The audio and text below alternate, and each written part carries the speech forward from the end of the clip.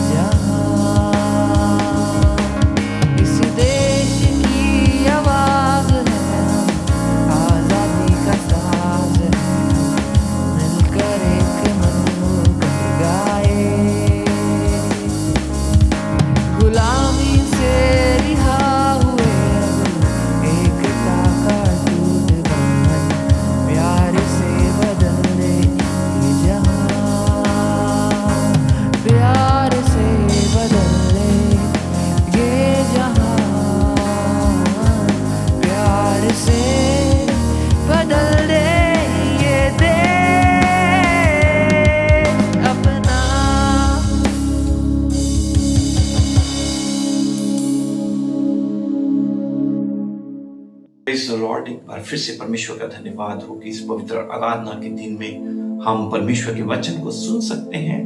और मैं एक बार फिर से आप सबका स्वागत करता हूं और आपको प्रोत्साहित करता हूं कि आप इन वचनों को सुने, इस पर ध्यान मनन करें और परमेश्वर आपको इन वचनों के द्वारा आशीष दे। परमेश्वर का धन्यवाद हो, परमेश्वर की स्तुति हो। और आज मैं आपको एक धन्य पुस्तक से, एक धन्य वचन से आपको धन्य बातें बताना चाह रहा हूं, जिसके द्वारा आप आशीषित होंगे। प्रकाशित वाक्य की पुस्तक को लिखा है कि धन्य है वे जो इसको पढ़ते हैं, सुनते हैं और जो इसके वचन के अनुसार करते हैं। तो आज सुबह के समय में मैं आपको प्रकाशित वाक्य की पुस्तक उसका 5 अध्याय उसके 8वें वचन से परमेश्वर का वचन बताऊंगा। और प्रकाशित वाक्य की पुस्तक उसका 5 अध्याय 8 पद को हम पढ़ेंगे।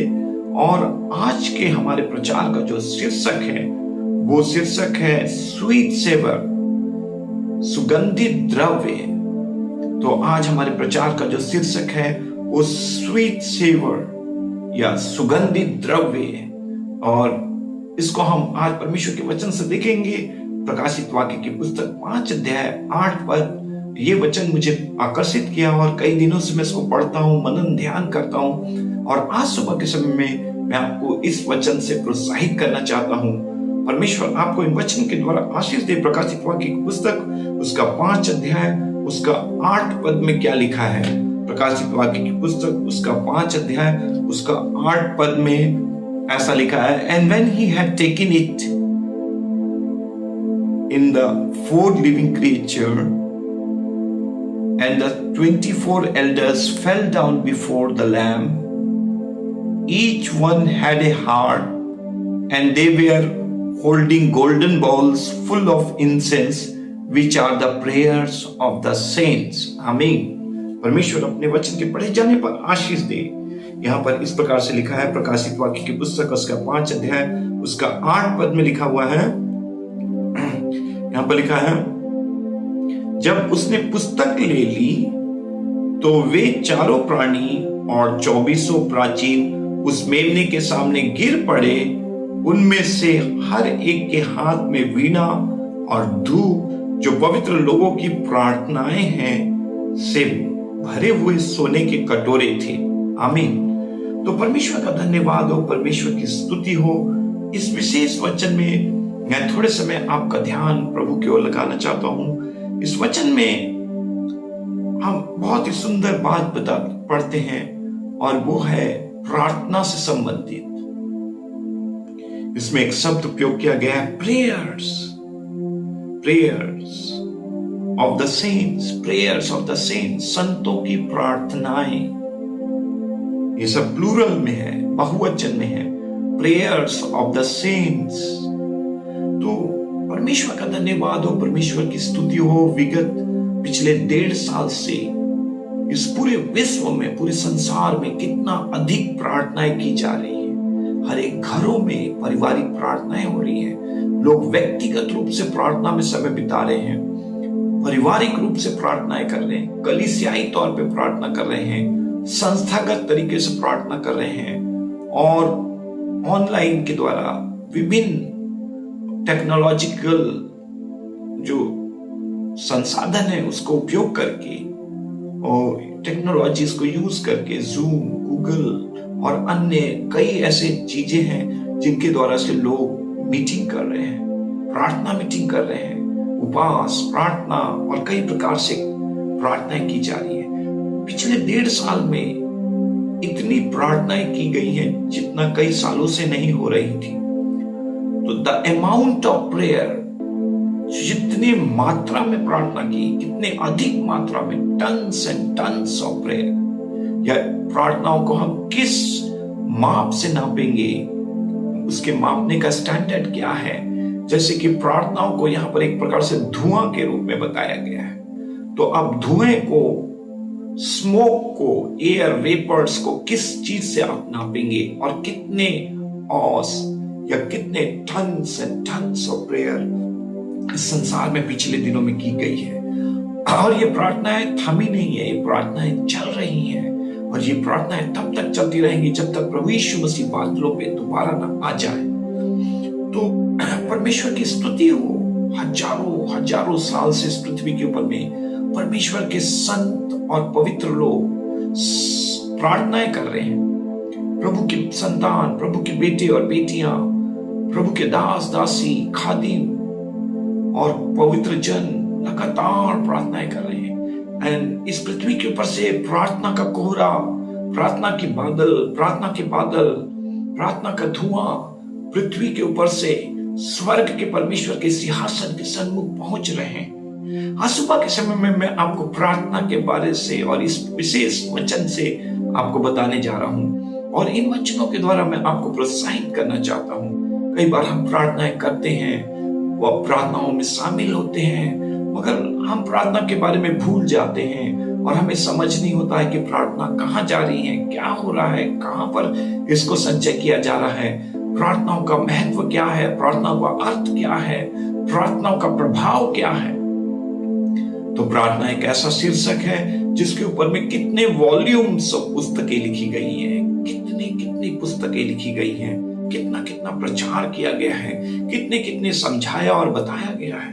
मगर आज सुबह के समय में मैं आपको प्रकाशित वाक्य की पुस्तक 5 अध्याय 8 पद जो मुझे आकर्षित किया कि हम जो रात और दिन प्रार्थनाएं करते हैं, हमारी प्रार्थनाएं कहाँ जाती हैं, कहाँ पर पाई जाती हैं, कहाँ पर रखी जाती हैं, कहाँ पर संचय की जाती है, इस प्रार्थना का अर्थ क्या है, इस प्रार्थना का महत्व क्या है, इस प्रार्थना का प्रभाव क्या है, ये प्रार्थनाएं अंत में क्या की जाएंगी। तो आज हम थोड़ा सा समय इस धन्य पुस्तक से, धन्य अध्याय से, धन्य आयत से, पद से, परमेश्वर के वचन के द्वारा आपको धन्य कर रहे हैं, आपको आशीषित कर रहे हैं, आपको ब्लेस कर रहे हैं, आपको आशीष का वचन कह रहे हैं। और इस वचन में प्रकाशित वाक्य की पुस्तक 5 अध्याय 8 पद में हम लोग देखेंगे कि किस तरीके से इस प्रचार के शीर्षक को मैंने स्वीट सेवर या सुगंधित द्रव्य के रूप में कहा है। तो स्वीट सेवर क्या है, सुगंधित द्रव्य क्या है? तो इस प्रकाशित वाक्य की पुस्तक 5 अध्याय उसके 8 पद में हमने पढ़ा है कि प्रकाशित वाक्य की पुस्तक के अंदर में यहां पर हम पढ़ते हैं कि और जब उसने पुस्तक ले ली तो वे चारों प्राणी और 2400 प्राचीन उस मेमने के सामने गिर पड़े, और हर एक के हाथ में वीणा और धूप से भरे हुए सोने के कटोरे थे। ये तो पवित्र लोगों की प्रार्थनाएं हैं।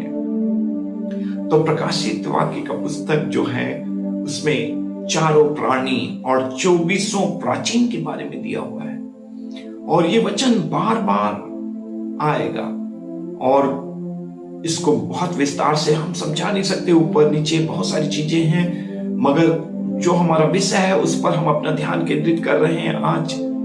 और यहाँ पर भी लिखा हुआ है ऊपर से, अगर 5 पद को अगर हम लोग देखेंगे तो बहुत सारी बातें हैं, मगर हम केवल 8 वचन में फोकस कर रहे हैं। इसमें चारों प्राणी के बारे में है, 2400 प्राचीनों के बारे में है, मेमने के बारे में है, जो सारी चीजों का केंद्र बिंदु है। दुनिया और दुनिया की सारी चीजें वध किया हुआ मेमना अर्थात प्रभु यीशु मसीह पर केंद्रित है। सारी चीजें प्रभु यीशु मसीह के लिए, प्रभु की महिमा के लिए, प्रभु की स्तुति के लिए, प्रभु की सेवा के लिए, प्रभु की आराधना के लिए बनाई गई है।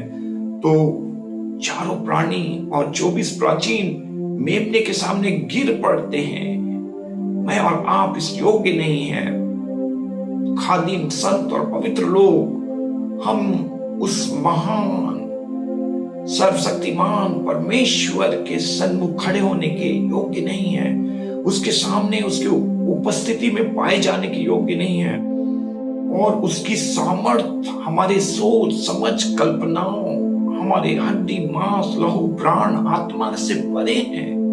उसकी सामर्थ, उसके वैभव, उसकी महिमा, उसके जलाल, उसकी कुवत और ताकत और सामर्थ को हम अपने अंदर में नहीं समा सकते। परमेश्वर हमारी परिकल्पनाओं से बाहर है, हमारे सोच समझ से परे हैं, और जब कोई भी व्यक्ति उसके सन्मुख जाते हैं, वो कितने भी बड़े प्रभु के दास हो, चाहे मूसा के जैसे भविष्यवक्ता हो, और चाहे एलिया के जैसे भविष्यवक्ता हो, या नए नियम के यूहन्ना जैसे प्रेरित हो, सब उसके सन्मुख गिर जाते हैं।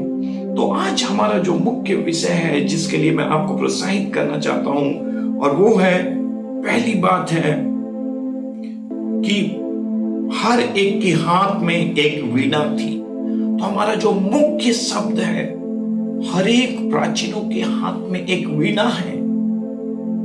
तो वीणा हमारा एक मुख्य शब्द है, मुख्य विषय है जिसको आज हम देखेंगे। और धूप से भरे हुए सोने के कटोरे थे। हर एक 24 प्राचीनों में से हर एक के हाथों में सोने के बने हुए कटोरे हैं, और ये कटोरे धूप से भरे हुए हैं। और आगे का वचन हमें बहुत अच्छे से बताता है कि ये तो पवित्र लोगों की प्रार्थनाएं हैं, द अमाउंट ऑफ प्रेयर। ये जो धूप है जो सोने के कटोरे में भरा हुआ है, 24 प्राचीनों के हाथों में है। इनके एक हाथ में वीणा है, दूसरे हाथ में सोने का कटोरा है, और ये धूप से भरे हुए हैं। और प्रभु का वचन हमें स्पष्ट रीति से बताता है कि ये धूप परमेश्वर के पवित्र लोगों की प्रार्थनाएं हैं। प्रेज द लॉर्ड, हालेलुया, प्रभु की स्तुति हो। तो युगों से, युगों कालों से, dispensation of the time, ages से, प्राचीन समय से प्रभु के लोग पुकार रहे हैं। हाबिल के लहू से पुकार हो रहा है। आदम और हवा प्रार्थना कर रहे थे, पुकार रहे थे परमेश्वर को। और हमारी प्रार्थना और पुकार इतने हजारों साल चलते चलते चलते यहां हम पहुंच गए। प्रभु के दासों की प्रार्थनाएं, विनती, निवेदन, उनकी मध्यस्थता, उन्होंने अपने अपने जीवन में प्रार्थना करके प्रभु में सो गए, प्रभु के पास चले गए। और अब जो जीवित लोग हैं, परमेश्वर के लोग हैं, कलीसिया हैं, वो सब प्रार्थनाएं कर रही हैं। मगर कई बार आप प्रार्थना करके प्रार्थनाओं को भूल जाते हैं, प्रार्थना के बारे में समझ नहीं पाते हैं। आपको लगता है कि जो प्रार्थनाएं आपने की है वो एक औपचारिकता है, रीति विधि है, और केवल आप प्रार्थना किए और चले गए आगे। मगर ये वचन हमें बता रहा है कि ये प्रार्थनाएं परमेश्वर के धूपदान में, कटोरे में, सोने के कटोरे में संचय की जा रही है। इसलिए आज सुबह के समय में मैं आपको प्रोत्साहित कर रहा हूं कि आपकी एक एक प्रार्थना जो आप करते हैं, हर एक प्रार्थना स्वर्ग में परमेश्वर के सिंहासन के सन्मुख सोने के कटोरे में, इस धूपदान में प्रार्थनाएं एक सुगंधित द्रव्य के रूप में, एक सुगंधित हव्य के रूप में, एक स्वीट सेवर के समान आपकी एक एक प्रार्थना इकट्ठी की जा रही है। 60, 70, 100 साल तक आप जिएंगे। बचपन से आप प्रार्थना करते आ रहे हैं। एक एक प्रार्थना, एक एक निवेदन, एक एक विनती, एक एक याचना, हर एक विनती, निवेदन, प्रार्थनाएं परमेश्वर के उस कटोरे में संचय की जा रही है, इकट्ठी की जा रही है, और कोई भी प्रार्थना व्यर्थ नहीं जाएगी। कई लोग कई बार कहते हैं कि परमेश्वर मेरी प्रार्थना को नहीं सुनता, पास्टर साहब मेरी प्रार्थना को प्रभु नहीं सुनता, मैं पापी हूं और मैं इस योग्य नहीं हूं कि परमेश्वर मेरी प्रार्थना की ओर कान और ध्यान दे और वो हमारी प्रार्थना करे, प्रार्थना को सुने। मगर हर एक के प्रार्थना की ओर प्रभु का कान और ध्यान रहता है। वो अपनी सृष्टि, मनुष्य की सृष्टि को स्मरण रखता है कि हम मिट्टी और धूल है, और हम बहुत नाजुक हैं। और विशेष करके धर्मी लोग जो यीशु के लहू से खून खरीदे हैं, जो पापों से क्षमा पाए हैं, जो उद्धार पाए हैं, नए जन्म पाए हैं, पवित्र आत्मा का अभिषेक और पवित्र आत्मा का बपतिस्मा पाए हैं, पवित्र आत्मा का दान पाए हैं, उन लोग जब प्रार्थनाएं करते हैं, उनकी हर एक प्रार्थना की ओर परमेश्वर के कान और ध्यान लगे रहते हैं। क्योंकि उसकी प्रतिज्ञा भजन संहिता 103 में, पहला पत्रस 3 अध्याय में और अन्य अध्याय में लिखा है कि परमेश्वर के कान धर्मियों के प्रार्थना की ओर लगे रहते हैं, वो उनकी प्रार्थनाओं को सुनता है। इसलिए हर एक प्रार्थना जो हम सब कर रहे हैं वो परमेश्वर के प्याले में, परमेश्वर के कटोरे में इकट्ठी की जा रही है। और सब प्रार्थनाओं का एक दिन हमें प्रार्थना का उत्तर मिलेगा। Golden balls full of incense which is the prayer of the saints। तो सबसे पहले मैं आपको दो महत्वपूर्ण चीजों के बारे में बताऊंगा। सबसे पहले इनके एक हाथ में वीणा है और दूसरे हाथ में सोने का कटोरा है। इसमें लिखा है कि भरे हुए सोने के कटोरे थे, एक हाथ में वीणा और दूसरे हाथ में सोने का कटोरे थे, और इस कटोरे में पवित्र लोगों की प्रार्थनाएं इकट्ठी गई हैं, संचय की गई है। तो आपकी प्रार्थनाएं स्मरण की पुस्तक में लिखी जाती है। आपकी प्रार्थनाएं सोने के कटोरे में धूप दान के रूप में, एक हव्य के रूप में, एक धूप के समान, एक वेपर के समान वो इकट्ठी की जा रही है। तो सबसे पहले प्रकाशित वाक्य की पुस्तक में दो महत्वपूर्ण चीजें हैं। सबसे पहले वीणा और दूसरा है इंसेंस, सोने का कटोरा जिसमें धूप है, कटोरे हैं धूप से भरे हुए हैं। तो सोने का कटोरा और वीणा ये दो महत्वपूर्ण इंस्ट्रूमेंट हैं, पात्र हैं, एक ऑब्जेक्ट है जो पूरे प्रकाशित वाक्य में लिखी हुई है। बार बार दूसरे वचनों में ये वचन लिखा गया है। तो आज मैं सबसे पहले आपको वीणा के बारे में बताऊंगा और उसके बाद गोल्डन बॉल्स के बारे में, सोने के कटोरे के बारे में बताऊंगा। तो एक हाथ में वीणा रखना और दूसरे हाथ में सोने का कटोरा रखना। तो बहुत ही सरल तरीके से अगर सीधे सीधे मैं आपको उत्तर दे दूं तो वीणा जो है वो एक म्यूजिकल इंस्ट्रूमेंट है। वीणा जो है एक म्यूजिकल इंस्ट्रूमेंट है और ये बहुत ही प्राचीन म्यूजिकल इंस्ट्रूमेंट है। और बाइबल के अंदर उत्पत्ति से लेकर प्रकाशित वाक्य की पुस्तक के अंदर में वीणा के बारे में उपयोग किया गया है। वीणा इस्राएल में, यहूदियों के बीच में, इस्राएली और यहूदी लोगों के बीच में एक म्यूजिकल इंस्ट्रूमेंट है, एक साज, एक वाद्य यंत्र है जिसको परमेश्वर की आराधना के लिए उपयोग किया जाता है। तो विश्वासी के दो हाथ हैं और उस दो हाथ में से एक हाथ में आराधना, स्तुति, प्रशंसा, परमेश्वर की स्तुति, वीणा है, और दूसरे हाथ में उसके क्या है? दूसरे हाथ में प्रार्थनाएं हैं। स्तुति, आराधना और प्रार्थना दो महत्वपूर्ण बात है जो मसीही व्यक्ति के जीवन में, एक विश्वासी के जीवन में पाई जाती है। तो सबसे पहले जल्दी हम परमेश्वर के वचन से देखेंगे और सबसे पहले हम देखेंगे वीणा के बारे में। वीणा के बारे में हम लोग सबसे पहले देखेंगे कि वीणा क्या है। और प्रकाशित वाक्य में 5 अध्याय 8 पद में हमने पढ़ा वीणा के बारे में, और अब हम पढ़ेंगे प्रकाशित वाक्य की पुस्तक उसका 14 अध्याय उसका 2 पद पढ़ेंगे। प्रकाशित वाक्य की पुस्तक उसका 14 अध्याय उसका 2 पद। यहां पर भी क्या लिखा है? 14 अध्याय 2 पद में यहां लिखा है, and I heard a sound from the heaven like the roar of a rushing waters and like a loud peal of thunder. The sound I heard was like that of a harpist playing their harps. तो बहुत सारे harp लेके, वीणा लेके, बहुत सारे लोग मिलके लगातार वीणा बजा रहे हैं और बहुत सारे वीणाओं का स्वर एक साथ मिलकर एक सिम्फनी के रूप में, एक सिंगल वॉइस के रूप में एक आवाज सुनाई जा रही है, वीणा की आवाज। तो यहां पर वीणा के बारे में बताया गया है, वीणा के बारे में लिखा हुआ है। Praise the Lord. तो इस वीणा के बारे में क्या लिखा है? 14 अध्याय प्रकाशित वाक्य की पुस्तक उसका 14 अध्याय उसका 2 पद, और स्वर्ग से मुझे एक ऐसा शब्द सुनाई दिया जो जल की बहुत धाराओं और बड़े गर्जन का सा शब्द था।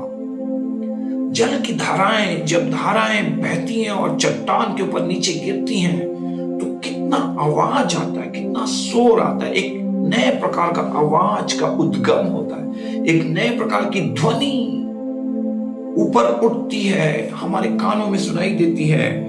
जल की बहुत धाराओं और बड़े गर्जन का सा शब्द था, और जो शब्द मैंने सुना वह ऐसा था मानो वीणा बजाने वाले वीणा बजा रहे हों। अब देखिए, ये प्रकाशित वाक्य परमेश्वर का अटल अडिग वचन है। जब बहुत धाराएं और जल किसी प्रपात से, किसी झरने से, चट्टान से, पहाड़ से, किसी पत्थर के ऊपर में गिरता है और जो उसकी धाराओं की आवाज, उसके गिरने की आवाज और बिजली के कड़कड़ाहट की आवाज, गर्जन यहां पर प्रेरित को ऐसे सुनाई दे रही है जैसे बहुत सारे लोग वीणा बजा रहे हैं। तो प्रकाशित वाक्य में 14 अध्याय 2 पद में वीणा की आवाज सुनाई दे रही है। स्वर्ग में परमेश्वर के लिए ऐसी गूंज, ऐसी आराधना, ऐसे वीणाओं की आवाज के साथ परमेश्वर की आराधना और स्तुति और प्रशंसा होगी। तो एक साथ कई वीणा मिलके जो सारे स्वरों को एक स्वर में जब निकालते हैं तो उसका जो इंटेंसिटी है, उसका जो पावर है, उसका जो इफेक्ट है, उसका जो वॉल्यूम है, उसका जो बेस ट्रिबल है, वो भयानक तरीके से आवाज आता है और वो परमेश्वर की स्तुति के लिए बजाया जा रहा है, परमेश्वर के सामर्थ को प्रकट करने के लिए बजाया जा रहा है। तो वीणा के बारे में यहाँ पर पहला वचन 15 अध्याय 2 पद को पढ़ेंगे। प्रकाशित वाक्य की पुस्तक 15 अध्याय 2 पद में भी वीणा के बारे में हम लोग सबसे पहले देख रहे हैं। तब मैंने आग मिले हुए कांच का सा एक समुद्र देखा और जो लोग उस पशु पर और उसकी मूर्ति पर और उसके नाम के अंक पर जयवंत हुए थे, उन्हें उस कांच के समुद्र के निकट परमेश्वर की वीणाओं को लिए हुए खड़े देखा। जय पाए हुए लोग, परमेश्वर के जय पाए हुए लोग, जो उस दुष्ट, उस पशु और शैतान के ऊपर में जय पाके जो निकले हैं, वो लोग परमेश्वर की वीणाओं को लिए हुए खड़े देखा। परमेश्वर के लोगों को एक एक वीणा दी जाएगी। वीणा लेकर स्वर्ग में परमेश्वर के लोग पाए जाएंगे। क्या आज आपके हाथ में वीणा है?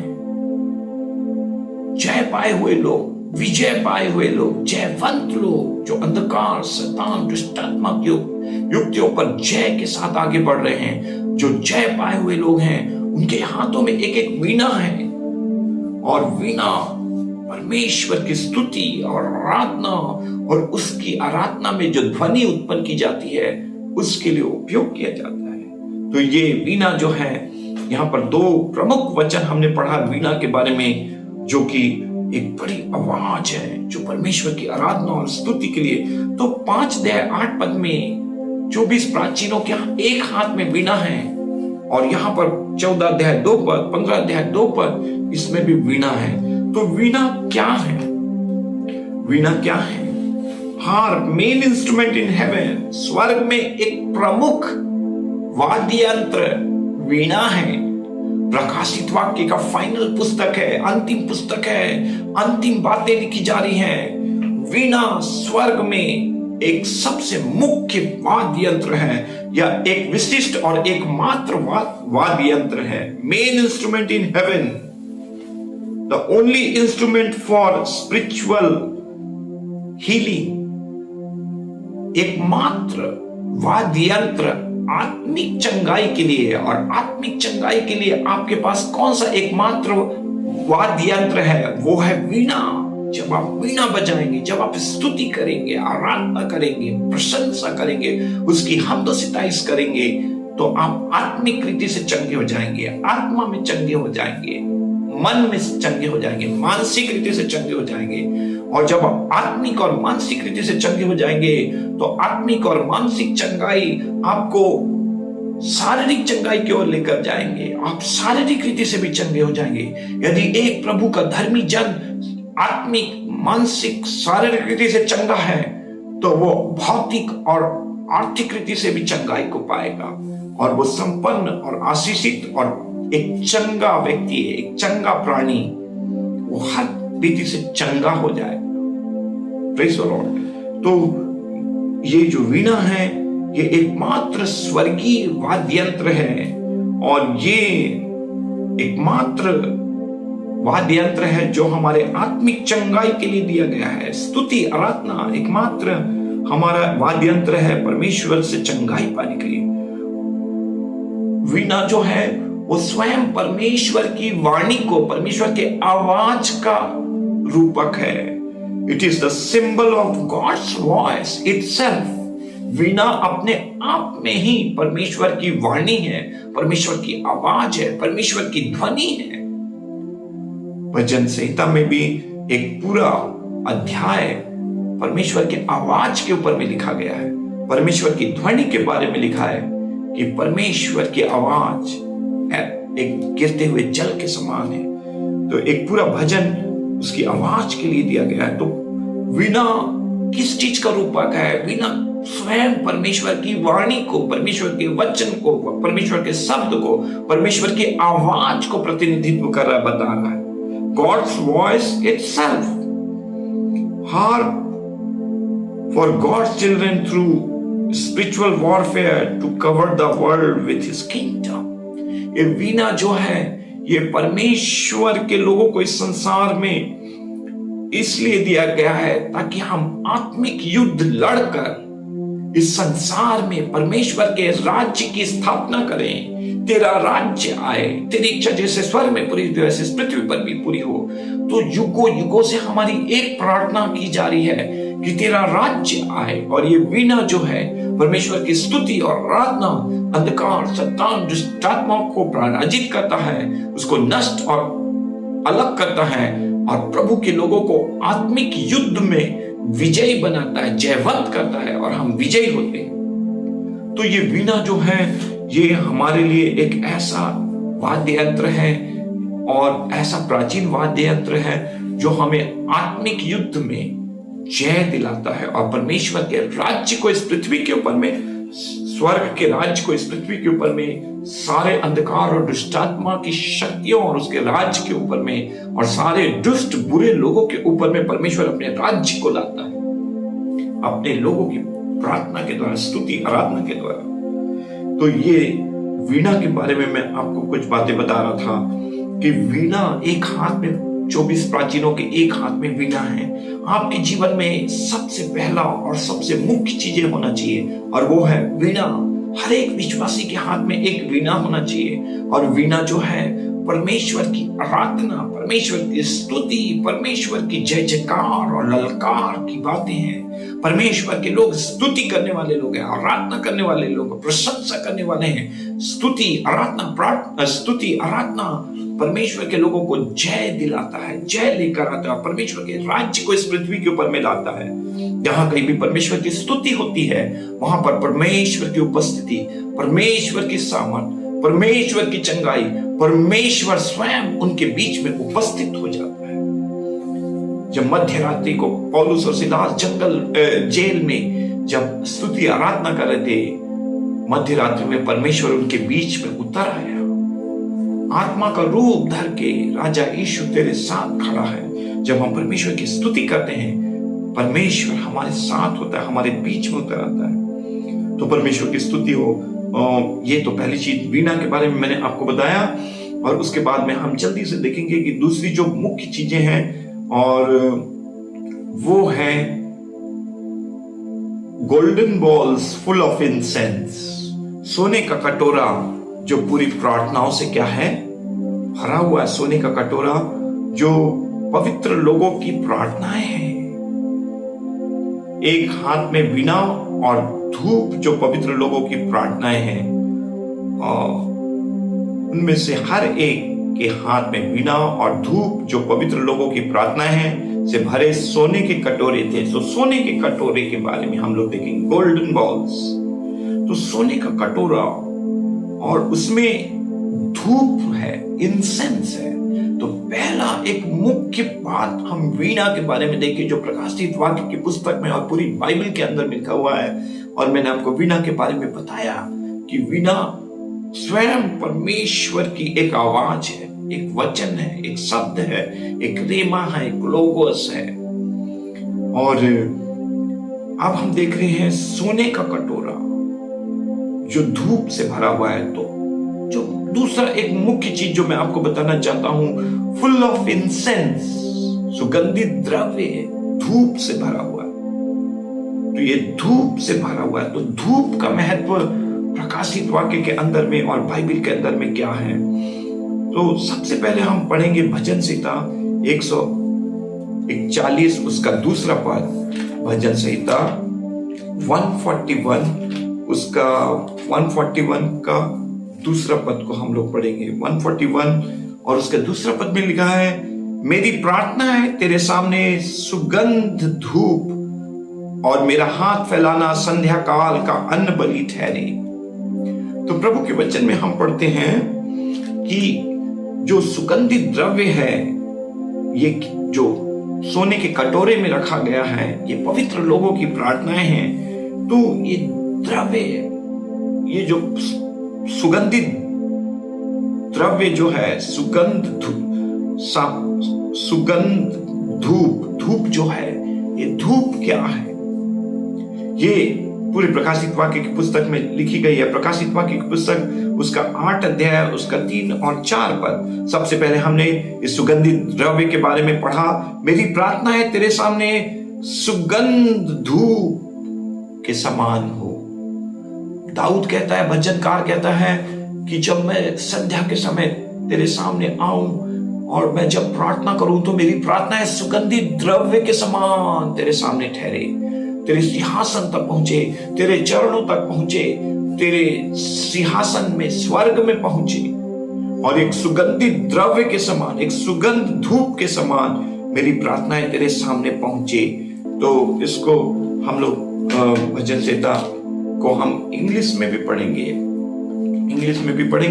और इंग्लिश में वहां पर क्या लिखा है कि यहां पर लिखा है 140 का, May my prayers be set before you like incense. मेरी प्रार्थनाएं तेरे सामने सुगंधित द्रव्य के समान हो। My prayer be set before you like incense. एक धूप के समान, एक सुगंध के समान, एक धुएं के समान, एक ओस के समान, एक बादलों के समान मेरी प्रार्थनाएं तेरे सन्मुख उपस्थित की जाए। तो जब मैं और आप प्रार्थना करते हैं, हमारी प्रार्थनाएं एक सुगंधित द्रव्य के समान होती है। यदि आप परमेश्वर के वचन के अनुसार, परमेश्वर की इच्छा के अनुसार, परमेश्वर के राज्य के लिए, लोगों की उन्नति और आशीष और चंगाई के लिए प्रार्थना करते हैं, तो वो प्रार्थनाएं स्वर्ग में परमेश्वर को सुगंधित द्रव्य के समान लगती है। परमेश्वर उसको स्मेल करता है, उसको सूंघता है, उसको ग्रहण करता है, उसको रिसीव करता है। मगर एक दुष्ट व्यक्ति बुरी मनसा से, दुष्ट युक्ति के लिए बुरी चीजें मांगता है, वो प्रार्थनाएं उसके ठीक विलोम के रूप में, उल्टे रूप में, विरोधाभास के रूप में एक दुर्गंध के समान हो जाएगी। मगर यदि आप परमेश्वर के वचन के अनुसार, परमेश्वर के इच्छा के अनुसार, प्रभु के राज्य के लिए, प्रभु के लोगों के लिए, लोगों की चंगाई के लिए, छुटकारे के लिए, उद्धार के लिए, अनंत जीवन के लिए प्रार्थनाएं करते हैं, तो वो प्रार्थनाएं स्वर्ग में परमेश्वर को कबूल होती है। वो एक सुगंधित द्रव्य ठहरता है परमेश्वर। भजनकार कहता है, जब मैं संध्या में तेरे सन्मुख आऊं दिन भर के सारे काम को कर और जब मैं तुझसे प्रार्थना करूं तो मेरी प्रार्थनाएं तुझे सुगंधित द्रव्य के समान हो। उसके बाद हम दूसरा वचन एक और पढ़ेंगे, और वो दूसरा वचन पढ़ेंगे प्रकाशित वाक्य 8 अध्याय उसका 3 और 4 पद को पढ़ेंगे। तो प्रकाशित वाक्य की पुस्तक उसका 8 अध्याय उसका 4 पद को पढ़ेंगे, 3 और 4। प्रकाशित वाक्य की पुस्तक 8 अध्याय 3 और 4। फिर एक और स्वर्गदूत सोने का धूपदान लिए हुए आया और वेदी के निकट खड़ा हुआ, और उसको बहुत धूप दिया गया कि सब पवित्र लोगों की प्रार्थनाओं के साथ सोने की उस वेदी पर जो सिंहासन के सामने है चढ़ाए। उस धूप का धुआं पवित्र लोगों की प्रार्थनाओं सहित स्वर्गदूतों के हाथ से परमेश्वर के सामने पहुंच गया। प्रेज़ द लॉर्ड, आमीन। तो मैं थोड़ा इंग्लिश में भी आपको पढ़कर सुनाऊंगा। और प्रकाशित वाक्य की पुस्तक उसका 8 अध्याय उसका 3 और 4। 8 अध्याय 3 और 4। Another angel who had a golden censer came and stood at the altar. He was given much incense to offer with the prayers of all the saints. पवित्र लोगों की प्रार्थनाओं के साथ उसे बहुत अधिक धूप दिया गया है कि पवित्र लोगों की प्रार्थनाएं को धूप के साथ वो लेकर प्रस्तुत कर रहा है, परमेश्वर के सन्मुख ले जा रहा है। Prayers for all the saints, much incense to offer with the prayers of all the saints on the golden altar. स्वर्ण में वेदी के ऊपर में वो इन प्रार्थनाओं को डाल रहा है, चढ़ा रहा है, जो पवित्र लोगों की है। बिफोर द थ्रोन, परमेश्वर के सिंहासन के सन्मुख The smoke of the incense together with the prayers of the saints went up before God from the angel's hand. स्वर्गदूत को बहुत सारा धूप दिया गया है। जब पवित्र लोग यहाँ पर प्रार्थना कर रहे हैं तो उन प्रार्थनाओं के साथ स्वर्गदूत सुगंधित द्रव्य को, धूप को मिलाकर पवित्र लोगों की प्रार्थनाएं और वो धूप दोनों बहुत अधिक मात्रा में परमेश्वर के सिंहासन के सामने में, सोने के वेदी के ऊपर में, ये सारी प्रार्थनाएं एक बलिदान के रूप में, एक भव्य सुगंधित द्रव्य के रूप में। आज हमारे प्रचार का शीर्षक है स्वीट सेवर, सुगंधित द्रव्य के रूप में परमेश्वर के सिंहासन के सामने में परमेश्वर को अर्पित की जा रही है, परमेश्वर को चढ़ाई जा रही है। तो मैं आपको धूप के बारे में, प्रार्थना के बारे में बता रहा हूं कि कैसे प्रभु का वचन हमें अलग अलग जगह में बता रहा है कि हमारी प्रार्थनाएं कैसे वहां पर पहुंच रही है। Smoke of the incense in the tabernacle typically the sign signifies offered prayer.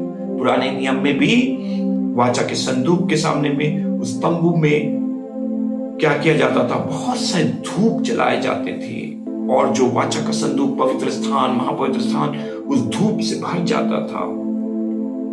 Tabernacle, उस तंबू में क्या बहुत धुआं उठाता था। तो क्यों धुआं उठाया जाता है, क्यों धुआं जलाया जाता है?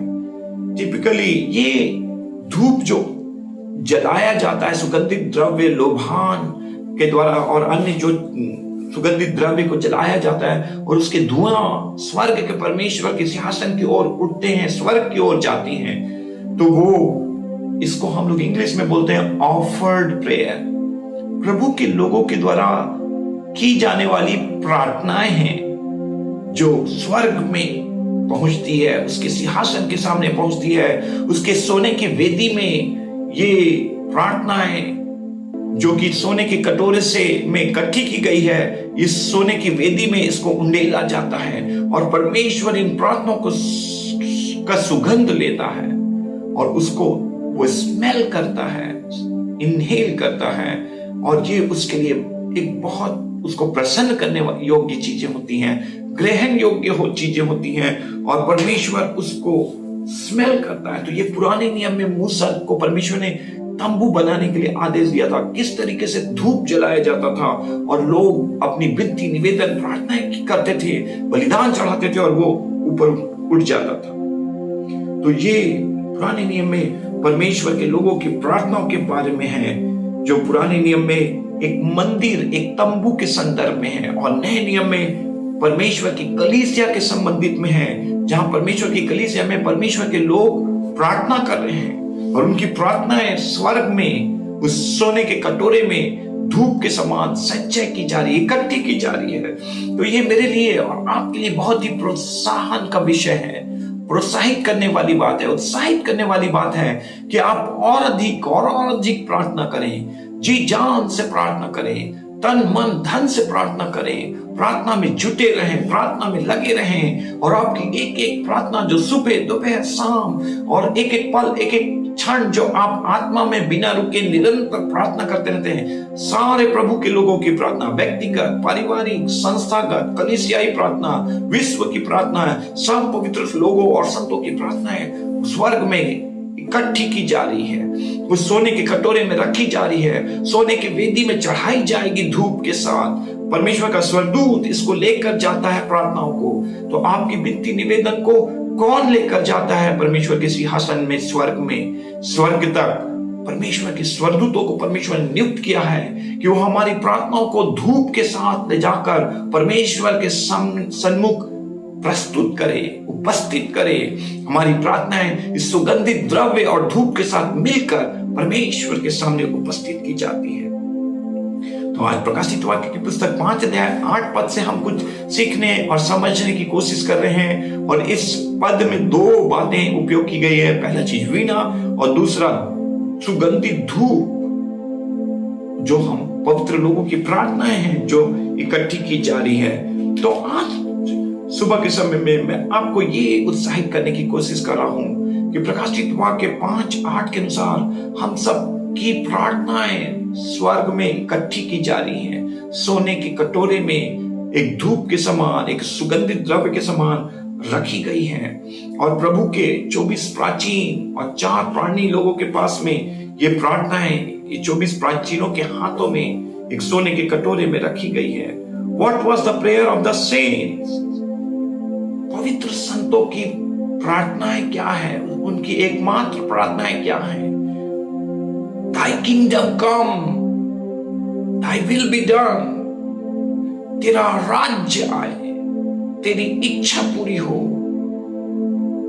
तुझे सारी महिमा और आदर मिले, केवल तू ही आराधना और स्तुति और प्रशंसा के योग्य है। तो हम सब की प्रार्थनाएं क्या है? हम सब की एकमात्र प्रार्थना है कि हे परमेश्वर, तेरा राज्य आए, शैतान, अंधकार, दुष्टात्मा का राज्य समाप्त हो जाए, बंद हो जाए, खत्म हो जाए, उसकी समाप्ति हो जाए। शैतान, अंधकार, दुष्टात्मा, दुष्टों को प्रभु तू नरक की आग में बंद कर दे, अतः कुंड में और नरक की आग में डाल दे, और उनका राज्य, उनका अधिकार, उनकी प्रभुता, उनकी युक्तियां, उनकी योजनाएं, उनके षड्यंत्र प्रभु यीशु के नाम से इस पृथ्वी के ऊपर से और पूरे लोकों में से, हर लोक में, पाताल, अधोलोक और पृथ्वी और सारे कोने कोने से शैतान, अंधकार, दुष्टात्मा की सारे राज्य खत्म हो जाए, समाप्त हो जाए, और सारे कॉस्मोस में, सारे यूनिवर्स में, स्वर्ग में, पृथ्वी में, अधोलोक में, पाताल में, सब जगह तेरा राज्य आए। ये हमारी प्रार्थना है। यीशु मसीह ने क्या कहा? जब तुम प्रार्थना करो तो ये प्रार्थना करो कि तेरा राज्य आए। इस संसार और इस पृथ्वी में अभी शैतान का राज्य है, इस संसार का मुखिया शैतान है, मगर एक दिन आएगा जब उसका राज्य समाप्त हो जाएगा, उसका अधिकार खत्म हो जाएगा, वो नरक की आग में स्वर्गदूतों के द्वारा डाल दिया जाएगा, और उस समय इस पृथ्वी के ऊपर में केवल और केवल प्रभु यीशु, वध किया हुआ मेमना, परमेश्वर का राज्य होगा। What was not their prayer? उनकी प्रार्थनाएं, संतों और पवित्र लोगों की प्रार्थना क्या नहीं है? They were least bothered about themselves or to their self. प्रभु के संत और पवित्र लोग अपने बारे में बिल्कुल निम्न चिंता करते हैं। लीस्ट बॉदर्ड, हम अपने लिए नहीं जीते हैं, अपने स्वार्थ के लिए प्रार्थना नहीं करते हैं, सर्वप्रथम परमेश्वर के राज्य के लिए, परमेश्वर की कलीसिया के लिए, प्रभु की सेवा के लिए, आत्माओं के बचाए जाने के लिए, परमेश्वर की कलीसिया के स्थापना और विस्तार के लिए हम प्रार्थना करते हैं। तो स्वार्थ के लिए हम प्रार्थना नहीं करते हैं, बल्कि हम निस्वार्थ भावना से परमेश्वर के कार्य के लिए प्रार्थना करते हैं। और जो कोई इस रीति से प्रार्थना करेगा, वो निश्चय परमेश्वर के द्वारा से एक बड़ा प्रतिफल पाएगा। यीशु मसीह कहता है, देख मैं शीघ्र आने वाला हूं और हर एक को प्रतिफल देने के लिए बदला मेरे पास है। तो प्रभु के लोगों की प्रार्थना है। निर्गमन की पुस्तक 30 अध्याय 1 से 10 पद में भी क्या लिखा है? Moses was told to build the altar of incense. पुराने नियम में उसको एक धूप जलाने की वेदी, धूप की वेदी बनाने के लिए उसको निर्गमन की पुस्तक 30 अध्याय 1 से 10 पद में आज्ञा दिया था। इंसेंस जो सुगंधित द्रव्य है, जो धूप है, वो स्वीट एरोमा टू गॉड, वो परमेश्वर के लिए एक सुगंधित द्रव्य ठहरता था, परमेश्वर उससे प्रसन्न होता था। और ये सुगंधित द्रव्य, इंसेंस जो है, ये हमारी प्रार्थनाओं को दिखाते हैं। हमारी प्रार्थनाएं परमेश्वर को स्वर्ग में कबूल होती हैं, वो उसके लिए प्रसन्न योग्य बात है, ग्रहण योग्य बात है, वो योग्य बलिदान के रूप में है, वो पवित्र और सुगंधित द्रव्य के समान है, स्वीट सेवर के समान है। तो हमारी स्तुति भी परमेश्वर को स्वर्ग में कबूल की जाती है और प्रार्थना भी परमेश्वर को स्वर्ग में कबूल की जाती है। ये जो धूप है, ये परमेश्वर के लिए वीणा के से निकली हुए ध्वनि के समान, एक आवाज के समान, एक धुएं के समान, स्तुति और प्रार्थना दोनों ऊपर जाती है। तो हम लोग गीत गाते हैं कि स्तुति आराधना ऊपर जाती है और उत्तर लेकर नीचे आती है। तो एक तरफ हम वीणा से परमेश्वर की स्तुति और धूप जलाकर दे रहे हैं और दूसरी तरफ से प्रार्थना कर रहे हैं। स्तुति, आराधना और प्रार्थना दोनों मिलकर परमेश्वर के सिंहासन के सन्मुख उपस्थित की जा रही है और वो परमेश्वर के लिए एक ग्रहण योग्य, प्रसन्न योग्य, एक एक धूप के समान, एक धुएं के समान और एक बलिदान के समान ग्रहण योग्य है। The prayers of the righteous are pleasing to him. भजन संहिता 141 उसके 2 में परमेश्वर के पवित्र लोगों की प्रार्थना परमेश्वर को प्रसन्न योग्य है, ग्रहण योग्य है। तो मैंने आपको भजन संहिता 140 उसका 2 पद में लिखा है कि मेरी प्रार्थनाएं तुझे एक धूप के समान, संध्याकालीन धूप के समान ग्रहण योग्य हो। लूका रचित सुसमाचार 1 अध्याय 11 पद में हम पढ़ते हैं नए नियम में, standing at the right hand of the altar of incense, कि जकरिया नबी जब महापवित्र स्थान में गया तो वो धूप की जो वेदी है उसके दाहिनी ओर में एक स्वर्गदूत उसको दिखाई दिया। तो वहां पर एक धूप दान बनाया गया था, धूप की वेदी बनाई गई थी जो प्रकाशित वाक्य में सोने की बनाई गई है करके बताया जा रहा है। और प्राचीनों के हाथ में जो प्रार्थना और धूप से भरा हुआ है वो सोने का कटोरा है जो उस वेदी में उंडेल दिया जाता है। तो वो जिब्राइल फरिश्ता के बारे में है, लूका रचित सुसमाचार 1 अध्याय 11 में, God appears to Zechariah in the temple, परमेश्वर मंदिर के भीतर जकरिया के ऊपर में प्रकट हुआ। स्वर्गदूत दिखाई देना माने परमेश्वर का दर्शन पाना। प्रेयर फॉर द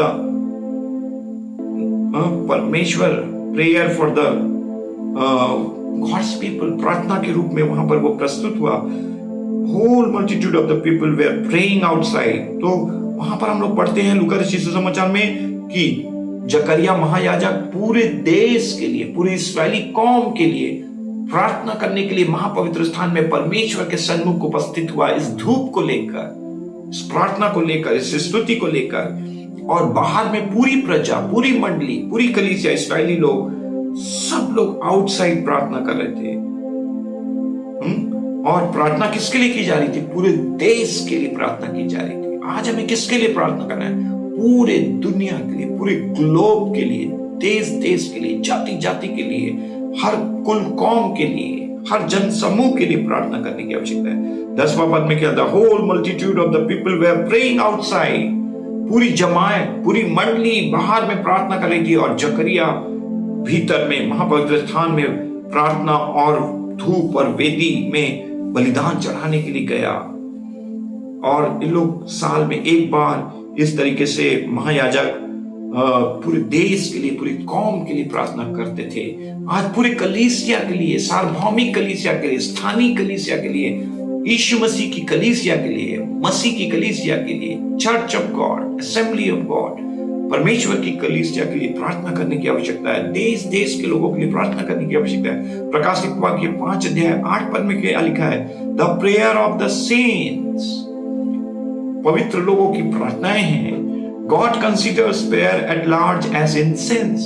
प्रार्थना को परमेश्वर एक सुगंधित द्रव्य के रूप में देखता है और ये उसके लिए एक सुगंधित द्रव्य और एक उसको प्रिय सुगंध के रूप में है। Sweet aroma to him. जब हम प्रार्थना करते हैं तो ये एक सुगंधित द्रव्य के रूप में परमेश्वर के सन्मुख होता है। प्रकाशित वाक्य 5:8 indicate that God hears the prayer of his people. प्रकाशित वाक्य 5:8 हमें बताता है कि परमेश्वर अपने पवित्र लोगों की और भक्तों की, कलीसिया की प्रार्थनाओं को सुनता है। और आज आपको मैं प्रोत्साहित कर रहा हूं कि हमारी प्रार्थनाएं व्यर्थ नहीं है, निरर्थक नहीं है, बेकार नहीं है, बिना किसी अर्थ के नहीं है, बल्कि ये प्रार्थनाएं सार्थक हैं, ये प्रार्थनाएं अर्थपूर्ण हैं, ये प्रार्थनाएं लाभकारी हैं, फलदायी हैं और ये प्रार्थनाएं असरदार हैं। ये प्रार्थनाओं के द्वारा परिणाम उत्पन्न होते हैं, शैतान की शक्तियां नष्ट होती हैं, परमेश्वर के लोग आत्मिक युद्ध में जय पाते हैं। प्रार्थना एक आत्मिक युद्ध है और इसमें परमेश्वर के लोग स्तुति, आराधना और प्रार्थना के द्वारा जय पाके परमेश्वर के राज्य को इस पृथ्वी के ऊपर में लाते हैं। भजन संहिता 65 उसका 2 में लिखा है, यू हु आंसर्स प्रेयर। 65:2 में लिखा है कि तू जो प्रार्थनाओं का उत्तर देता है, our lord hears the prayer.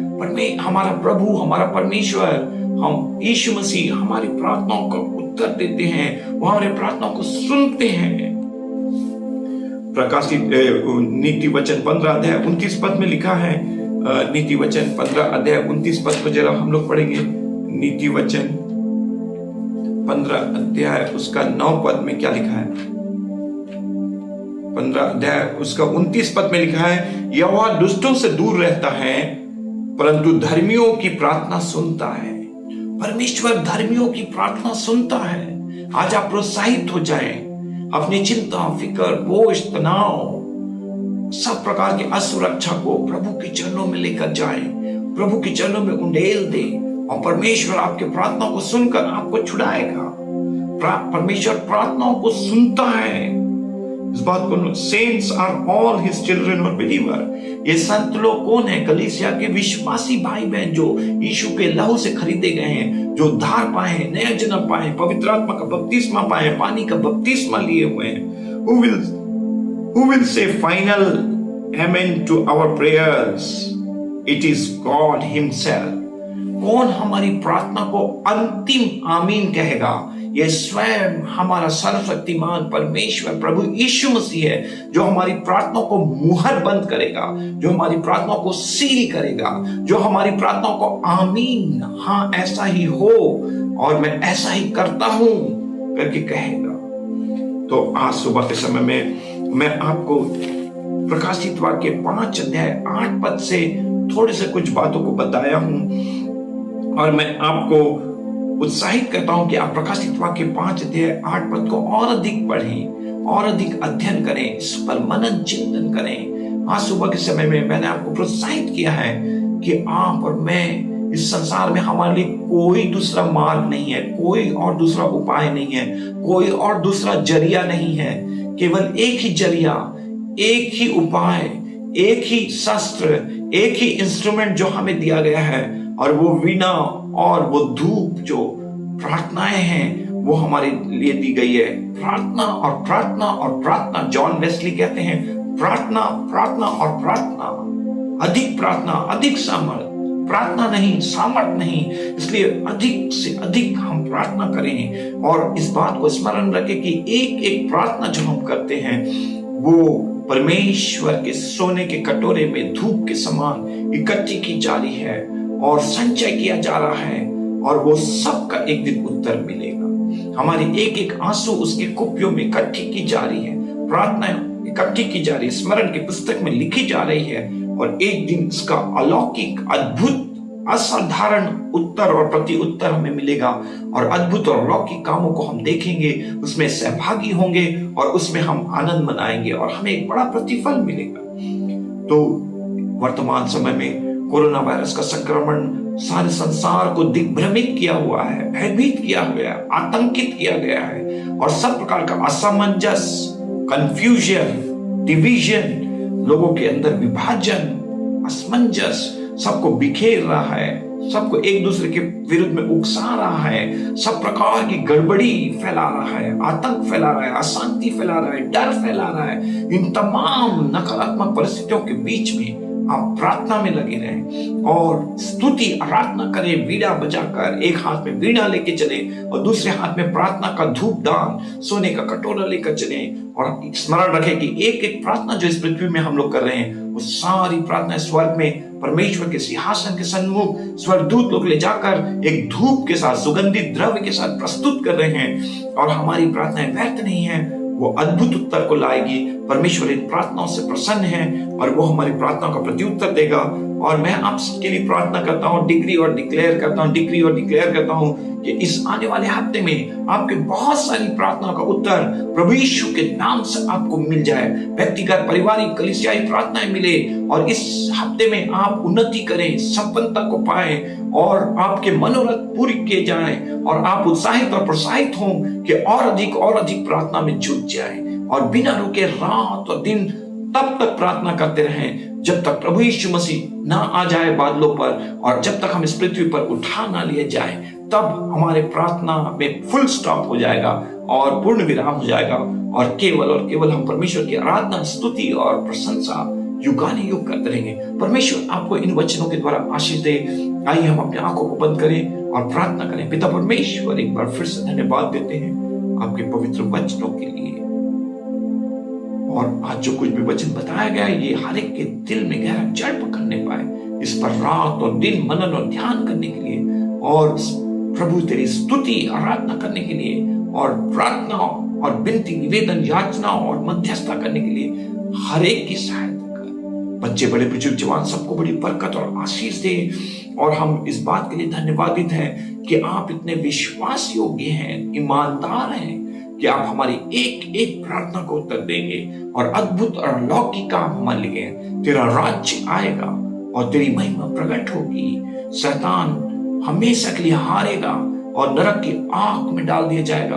और यीशु मसीह तेरी खिदमत, तेरी महिमा, तेरा राज्य इस पृथ्वी के ऊपर में स्वर्ग का राज्य स्थापित होगा और हम आपके साथ बैठकर युगानुयुग राज करेंगे, हजारों साल राज करेंगे और तेरी सेवा, खिदमत और हमदो सताइश करेंगे। सबको बड़ी बरकत दे। ये पूरा हफ्ता सबके लिए आशीष में सफलता और जय का हो। एक एक दिन पे, एक एक पल, एक एक सेकंड हर एक के संग साथ होना और अद्भुत प्रार्थना को उत्तर देना, सबकी रक्षा और हिफाजत करना और सबको निर्भय बनाना, पवित्र आत्मा की सामर्थ से भर देना और सबको अपनी महिमा के लिए इस्तेमाल करना।